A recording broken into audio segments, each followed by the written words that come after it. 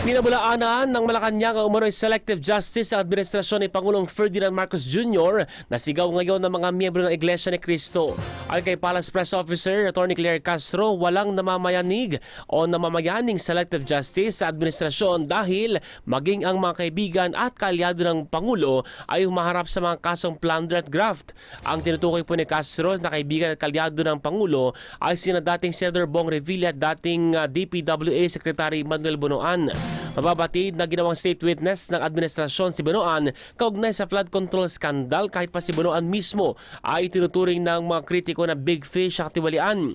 Hindi pa rin umano napapanagot o niimbestigahan man lang ang mga tinuturing na utak ng korupsyon sa flood control na sina Martin Romualdez at Saldico na pawang mga kalyado ng Pangulo. Samantala, binigyan diin po ng Palace Officer na kaya sinampahan ng kaso ay dahil voluntaryong sinawalat ni Senador Marcoleta na tumanggap siya ng 75 million pesos na donasyon para sa kanyang pagtakbo bilang senador noong 2025 midterm elections.